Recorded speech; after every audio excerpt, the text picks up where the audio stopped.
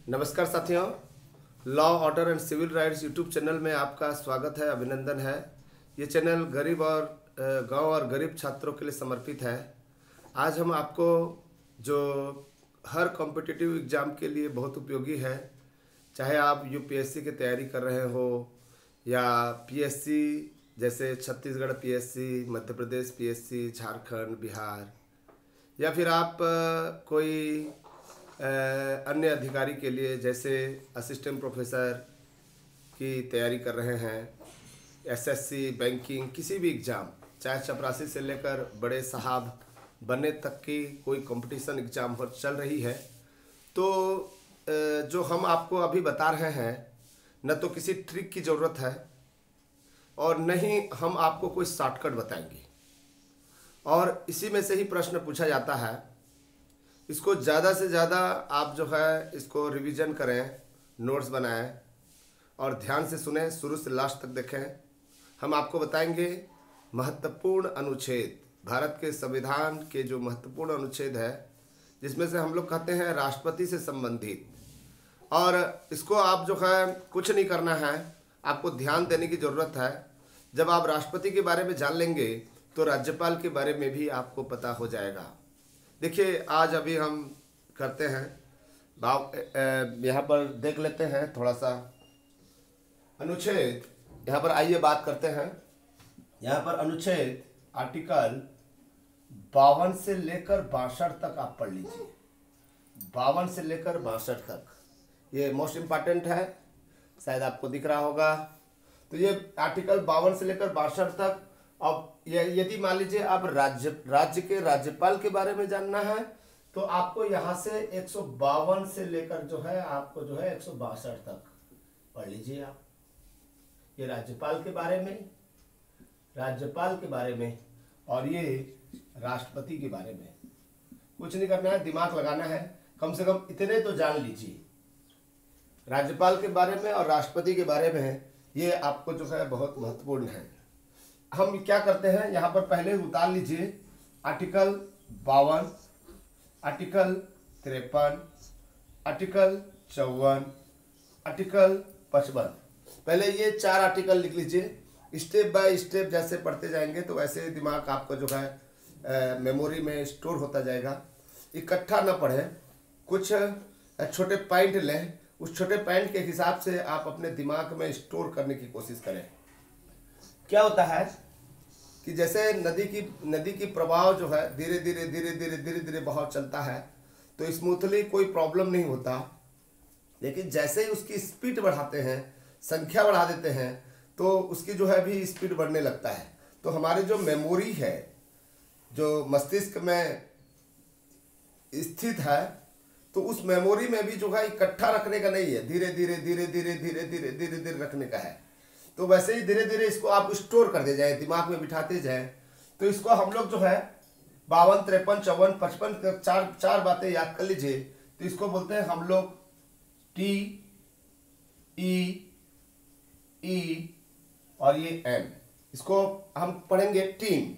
ये हुई टीम है, ये TEEM है। ये एक्चुअली हमने जो है कुछ नहीं किया हुआ है, इसके पहले अक्षर को हमने ले लिया है।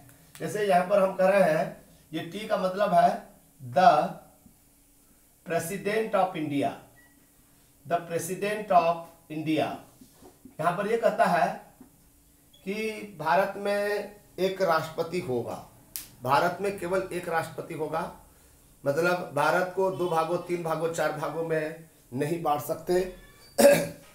इसका मतलब एक राष्ट्रपति का हमारा तात्पर्य ये है कि चूंकि ये राष्ट्र है, भारत एक राष्ट्र है, और राष्ट्र होने के कारण जो है उनका कोई न कोई एक मुखिया होगा, कोई न कोई एक मुखिया होगा, और जिनके ऊपर सारा दायित्व होगा।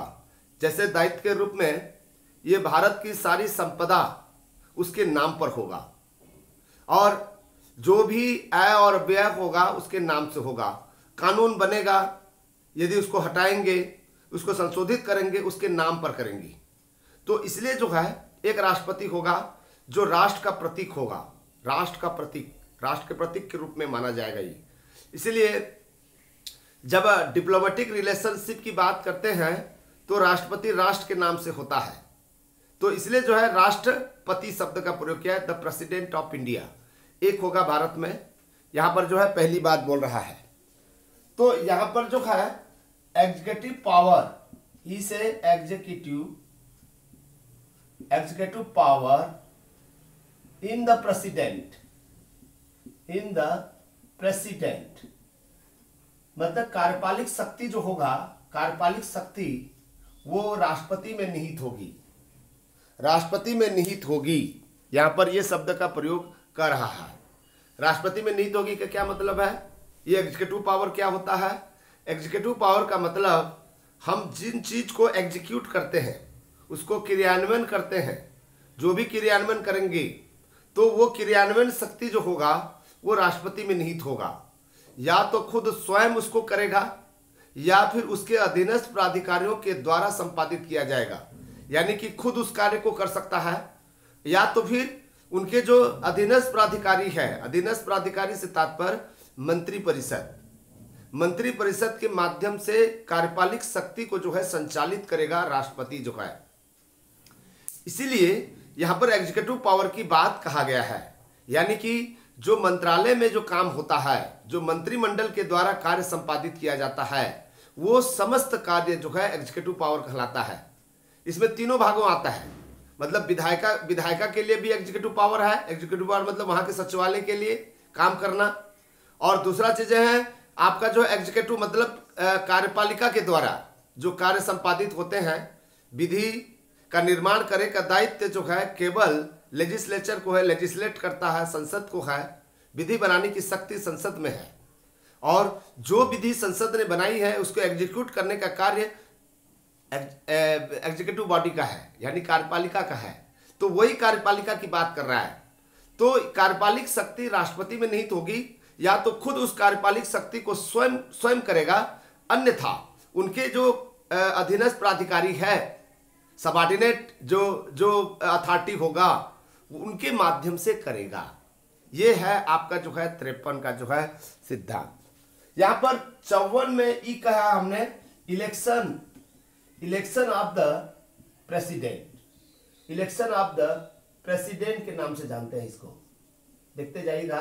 राष्ट्रपति का निर्वाचन से संबंधित जो है ये दिया हुआ है। राष्ट्रपति का निर्वाचन से हमारा तात्पर्य यह है दोस्तों कि राष्ट्रपति को वोट देने वाले लोगों की बात कर रहा है। कौन वोट देता है, राष्ट्रपति को कौन निर्वाचित करता है, इसके बारे में बात कर रहा है। यानी कि हमारे संसद में 2 सदन होता है, राज्यसभा और लोकसभा, और राज्यों में विधानमंडल होता है, विधान परिषद और विधानसभा। आपको एक बात ध्यान रखना है कि राष्ट्रपति के इलेक्शन में सबसे पहली बात जानिए कि राष्ट्रपति का इलेक्शन कौन कराता है? भारत के निर्वाचन आयोग, भारत के निर्वाचन आयोग के द्वारा जो है ये निर्वाचन कराया जाता है। और इसकी जो मतदाता होते हैं, जो वोटर होते हैं, जो वोट देते हैं, वो राज्यसभा और लोकसभा के निर्वाचित सदस्य, साथ ही साथ राज्य विधानसभा, विधानमंडल में 2 प्रकार की है, एक तो है विधानसभा और एक है विधान परिषद। तो यहां पर जो है विधानसभा जो है इसमें निर्वाचित में भाग लेते हैं, वो भी निर्वाचित सदस्य ही इसके वोटर होते हैं, ध्यान रखिएगा। दूसरी बात यहां पर जो है manner of the election of the president. Manner क्या है, तरीका क्या है? यहां पर तरीका क्या है, राष्ट्रपति के निर्वाचन करने की तरीका क्या है? Manner of the election of president, किस तरीके से वोट दिया जाता है, क्या तरीका है, क्या मोड को अपनाया गया है। इसलिए कहता है कि अप्रत्यक्ष प्रणाली है, एकल है, गुप्त है, संक्रमणी है। ये जो शब्द का प्रयोग किया हुआ है ये बहुत कठिन है दोस्तों, ये कुछ भी नहीं है। यहां पर क्या करते हैं, अप्रत्यक्ष प्रणाली से तात्पर्य यह है कि यहां पर जनता डायरेक्ट वोट नहीं डालती है। हमने आज तक कभी भी राष्ट्रपति का वोटर नहीं बने हैं, यानी कि हम जनता हैं, हमारी जनता की जो जनप्रतिनिधि हैं, विधायक या सांसद, वो वोट डालते हैं। इसलिए कहते हैं कि अप्रत्यक्ष। गुप्त मतदान है, बिल्कुल गुप्त मतदान है, पता नहीं कर सकते। यदि मैंने किसी को वोट दिया है तो ये पता नहीं किया जा सकता कि मैंने किनको वोट दिया है। दूसरी बात, यहाँ पर जो एकल संक्रमणी की बात कर रहा है, यहाँ पर एकल संक्रमणी से तात्पर्य हमारा कुछ चीजें यहाँ पर जो है ध्यान रख लीजिएगा। निर्वाचन जो फार्मूला होता है, ये निर्वाचन एक मत संख्या होता है।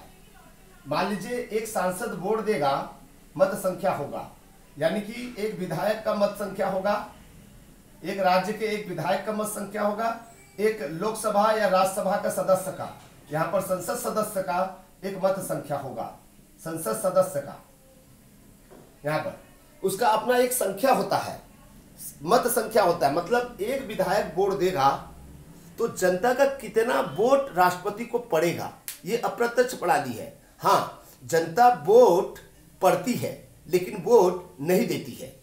राष्ट्रपति के लिए जनता वो वोट नहीं देती, उसके बावजूद भी जब अपने विधायक या सांसद वोट देते हैं तो उतना वोट उनको पड़ जाता है। तो देखिए क्या तरीका है, उसका अपना एक फार्मूला है। जैसे मान लीजिए हम छत्तीसगढ़ की बात करें, छत्तीसगढ़ विधानसभा के विधायकों की बात करें, चूंकि यहाँ पर 90 सदस्य हैं, तो यहाँ पर 1971 की जनसंख्या, यहाँ पर 1971 की जनसंख्या को लेते हैं हम लोग जो है, और फिर ये जो है 90 सदस्य हैं, तो 90 सदस्य हैं तो एक सदस्य का कितना हो जाएगा। मान लीजिए 1971 में 90 लाख, इकाई दहाई सैकड़ा हजार 10,000 लाख, 90 लाख जनसंख्या थी, और टोटल यहाँ पर जो है विधानसभा में निर्वाचित सदस्यों की संख्या 90 है, तो ये कट गया तो ये हो जाएगा 1 लाख हो जाएगा। तो ये जो 1 लाख है आपके पास में, इसमें क्या करेंगे कि एक हजार में हम लोग जो है एक हजार में एक वोट पड़ेगा, इसलिए इसको 1 लाख है, 1 लाख है। तो एक हजार में ये जो आपकी जो टोटल मत संख्या है, मतलब समझ लीजिए, एक बार थोड़ा सा मैं और दोबारा समझा दे रहा हूं। 1971 में जो जनसंख्या होगी, जनगणना हुआ होगा 1971 में, 1971 की जनगणना के हिसाब से जनसंख्या को लिख देंगे छत्तीसगढ़ की कितनी जनसंख्या है, ठीक है। उसमें अब चूंकि 90 विधानसभा क्षेत्र है, उसको विधानसभा वाइज जो है उसको हम डिवाइड कर देंगे, बराबर रूप से डिवाइड करेंगे। तो 90 में भाग दे दिया तो आपके पास में एक विधानसभा क्षेत्र में 1 लाख जनसंख्या चला गया, ठीक है, 1 लाख चला गया। अब क्या कर रहे हैं राष्ट्रपति के चुनाव में कि 1000 संख्या में एक वोट माना जाएगा, एक मत संख्या माना जाएगा। तो इसलिए 1 लाख में हम 1000 को भाग देते हैं, यहां पर 3 शून्य कर दिया, तो एक विधायक वोट देगा तो 100 लोगों की जनता की जो है वोट पड़ेगा राष्ट्रपति को, 100 लोगों की वोट, मतलब एक विधायक वोट देगा तो यहां पर 100 वोट पड़ेगा। तो 90 है तो 90,000 वोट पड़ेगा पूरे। यदि मान लीजिए 90 विधायक वोट देते हैं तो वैसे ही जो है 90 विधायक वोट देंगे, तो यहां पर जो है 90,000 वोट आपके राष्ट्रपति को जो है वो वोट पड़ जाएगा, मत संख्या माना जाएगा। ये है एक्चुअली जो है, हम इसको याद करने के लिए कर रहे हैं। मैनर आपका हो गया, ये भी समझ आ गया होगा आपको जो है। हम दूसरी बात करते हैं, यहां पर देखिए, ये हो गया आपका 54 तक 55 तक जो मैनर ऑफ द इलेक्शन। यदि हम देखें 54 के बाद में 55 की बात करें, हमने टीम लिख दिया। सबसे पहले बात हमने टीम लिख दिया था, यहां पर ऐसे लिख दिया था TEEM लिख दिया था, ये लिख दिया हमने जो है। यहां पर 52, 53, 54 और 55। अभी आ जाइए टेक, TEQ। टेक का मतलब ये होता है टीम टेक। यहां पर जो है आपका जो है कितना हो गया, 56 हो गया, 52, 53, 54, 55, ये हो गया 57, 58, ये 59, 52, 53, 54, 55 है, ये 55 है, ये हो जाएगा 56, ये हो जाएगा 57, ये हो जाएगा 58। यहां पर जो है देखिए 52, 53, 54, 55 हमने बता दिया था 55 तक बता दिया था। ये हो जाएगा 56, ये हो जाएगा 57, ये हो जाएगा 58। Team tag. तो यहां पर जो है टर्म ऑफ द ऑफिस, ये term of the office, term of the office, ये टर्म ऑफ द ऑफिस की बात कर रहे हैं 56 में जो है, ये कितने समय के लिए रहेगा। The president shall hold office for a term of 5 year from the date of which he entered upon his office. यानी कि प्रेसिडेंट 5 वर्ष के लिए होगा। सबसे पहले यहां पर याद कर लीजिए 5 वर्ष के लिए है, और ये 5 वर्ष जो है कब तक रहेगा, जब तक इसके कोई उत्तराधिकारी नहीं आ जाते तब तक अपने पद पर बना रहेगा। ये भी बात कर रहे हैं 5 वर्ष के लिए। यदि उसका उत्तराधिकारी 5 वर्ष के बाद में आ गया, जस्ट अगले दिन आ गया, उसी दिन आ गया, तो वो छोड़ देगा। दूसरी बात है यहां पर जो है, ये इस्तीफा दे सकता है। इस्तीफा देगा तो वाइस प्रेसिडेंट को देगा। मान लीजिए वाइस प्रेसिडेंट मौजूद नहीं है, यानी कि अस्तित्व में नहीं है, तो आपका जो है chief justice of India, supreme court के चीफ जस्टिस ऑफ इंडिया को जो है वो इस्तीफा देगा। ये बात आ गया, आपका जो है क्लियर हो गया। तीसरा चीज है उसको हटाया जा सकता है, लेकिन महाभियोग द्वारा हटाया जाएगा, अन्यथा स्थिति में नहीं। चौथा चीज है कि वो लाभ का पद धारण नहीं करेगा, लाभ का पद धारण नहीं करेगा। ये जो 4 शर्तें हैं ये 56 में दिया हुआ है। 5 वर्ष के लिए होगा, उपराष्ट्रपति को इस्तीफा दे सकता है, उसको महाभियोग द्वारा हटाया जा सकता है। इस तरह से 4 बातें जो है, लाभ का पद धारण नहीं करेगा। ये 4 बातें जो है आपको जो है समझना है 56 में टर्म ऑफ द ऑफिस। फिर इसके बाद में ई शब्द जो है एलिजिबिलिटी फॉर द री इलेक्शन, एलिजिबिलिटी ऑफ री इलेक्शन। यहां पर यह कह रहा है कि क्या राष्ट्रपति एक बार बनने के बाद में दूसरी बार, तीसरी बार, चौथी बार बन सकता है क्या। देखिए अमेरिका में तो एक नियम है, अमेरिका के राष्ट्रपति के लिए जो है केवल 2 ही टर्म दिया हुआ है, 2 ही बार चुनाव लड़ सकता है, 2 ही बार राष्ट्रपति बन सकता है अपने जीवन काल में, एक व्यक्ति 2 ही बार। और हमारे यहाँ जो है ये कहता है कि कई बार बना जा सकता है, कई बार, 1 बार नहीं, 2 बार नहीं, 3 बार नहीं, 4 बार नहीं, 5, सैकड़ों बार, जब तक जीवित रहे तब तक। लेकिन उसका शर्त यह है कि 54-55 जो आर्टिकल 54 है, आर्टिकल 55 है, उसमें उसके माध्यम से ही आएगा, यानी कि उसके वोट के बाद में आएगा, उनका वोट होगा उसके हिसाब से आ सकता है, कोई प्रॉब्लम नहीं है। तो यहाँ पर एलिजिबिलिटी ऑफ फॉर री इलेक्शन, यहाँ पर जो है फॉर री इलेक्शन की बात करता है, कई बार आ सकता है। यहाँ पर फिर आपका जो है qualification, qualification of the president, यहाँ पर president, qualification of the president, योग्यता क्या होगा, क्या योग्यता होगा ये पूछ रहा है। यहां पर योग्यता के बारे में नहीं दिया, निर्योग्यता, यानी कि वो भारत का नागरिक नहीं है तो वो राष्ट्रपति नहीं बन सकता, भारत का नागरिक होना पड़ेगा, उनके साथ में 35 साल का उम्र होगा, ठीक है, भारत का नागरिक हो, और उसके बाद में वो प्रेसिडेंट के रूप में इलेक्शन वही व्यक्ति हो सकता है, कौन व्यक्ति इलेक्शन में नहीं हो सकता है उसके बारे में कह रहा है। तो आपको इस बात को समझना है, तो इसमें जो 4-5 पॉइंट दिया हुआ है, 4-5 पॉइंट दिया हुआ है, क्या क्या, कि भारत के राष्ट्रपति जो होगा, भारत के जो राष्ट्रपति होगा उसकी जो सबसे बड़ी योग्यता ये है कि वो भारत का नागरिक होना चाहिए, 35 ईयर हो जाना चाहिए। फिर उसके बाद में qualified for the election as a member of the house of people, यानी कि लोकसभा में चुने जाने की उसके पास में योग्यता होनी चाहिए। इस बात की जो है व्याख्या जो है इसमें कर रहा है, वो लाभ का पद धारण नहीं करता हो। तो देखिए हमने क्या कहा, टीम टैग, टीम टैग आपको याद करना है, टीम टैग, टीम टैग के बारे में जानना है। 52 से लेकर 58 तक जो है आपका बन जाएगा। मान लीजिए इसको ऐसा कह सकते हैं, इसको इस रूप में जान सकते हैं। मान लीजिए आप देश के राष्ट्रपति हैं और आप अपना परिचय दे रहे हैं, तो कह सकते हो मैं भारत का राष्ट्रपति हूं। देखिए 52 से लेकर याद आइए, मैं भारत का राष्ट्रपति हूं, मेरे पास एग्जीक्यूटिव पावर्स है, मैं स्वयं काम कर सकता हूं और मेरे अधीनस्थ प्राधिकारों के द्वारा मैं अपना काम करवा सकता हूं। मेरी इलेक्शन राज्यसभा, लोकसभा और विधानसभा के निर्वाचित सदस्यों द्वारा किया जाता है।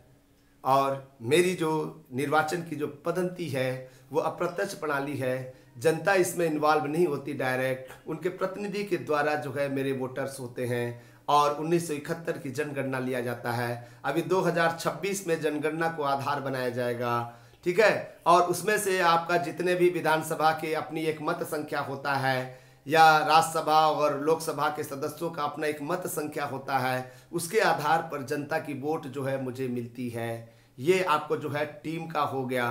फिर उसके बाद में मेरे जो ऑफिस होता है वो 5 साल के लिए होता है। मैं 5 साल के लिए राष्ट्रपति हूँ। मैं चाहूँ तो उपराष्ट्रपति को इस्तीफा दे सकता हूँ। यदि उपराष्ट्रपति नहीं है तो मैं सुप्रीम कोर्ट के चीफ जस्टिस को इस्तीफा दूंगा। फिर उसके बाद में आपको बताना है कि मैं 5 वर्ष तक, जब तक मेरा उत्तराधिकारी नहीं आ जाता तब तक मैं बैठे रहूंगा। यदि मुझे हटाना है तो मुझे महाभियोग द्वारा ही हटाया जा सकता है। मैं कोई लाभ का पद धारण नहीं करूंगा।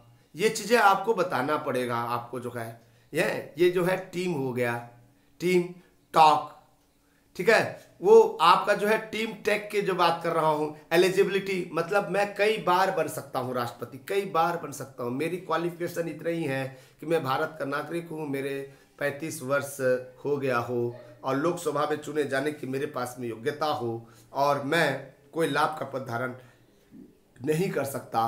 तो इसी प्रकार से आपको याद करना है। फिर उसके बाद में जो हमने यहाँ पर बताया है 59 में जो कहता है कि condition of president of office, क्या कंडीशन है, किस कंडीशन के हिसाब से वो ऑफिस को धारण कर सकता है, कहाँ धारण करेगा, कहाँ उसका ऑफिस होगा, है ये तो आपको संसद तय करेगा। अभी वर्तमान समय में दिल्ली में जो राष्ट्रपति भवन है उसी का उसका सचिवालय है, वो राष्ट्रपति भवन ही उसका सचिवालय है। तो ये मान के चलते हैं कि उसका सचिवालय जो है आपका राष्ट्रपति भवन ही है। तो इसके बाद में जो ओ है उसका जो सी कंडीशंस हो गया। फिर उसके कितना आ गया, ये 58 हो गया। 59 में हमने बताया कि कंडीशन, ऑफिस का कंडीशन क्या है, ऑफिस का कंडीशन क्या है। फिर 60 में आ जाता है कि जो है उसका जो ये ऑफिस का कंडीशन है, सी है। तो ये ओथ लेगा, ओथ शपथ लेगा। वो शपथ कौन दिलाएगा, राष्ट्रपति को शपथ जो है सुप्रीम कोर्ट के chief justice of India in the supreme court, वो शपथ दिलाता है। शपथ दिलाने का कार्य जो है सुप्रीम कोर्ट का काम है। ये 60 में ओथ दे दिया है। मान लीजिए सुप्रीम कोर्ट का चीफ जस्टिस ना रहे तो क्या होगा, सुप्रीम कोर्ट का चीफ जस्टिस ना रहे तो जो सुप्रीम कोर्ट के जो सबसे सीनियर जस्टिस होंगे वो उनको जो है आपको जो है शपथ दिलाएंगी। ये हो गया आपका जो है। 61 में क्या करता है, 61 में अभी बताए हैं ये CON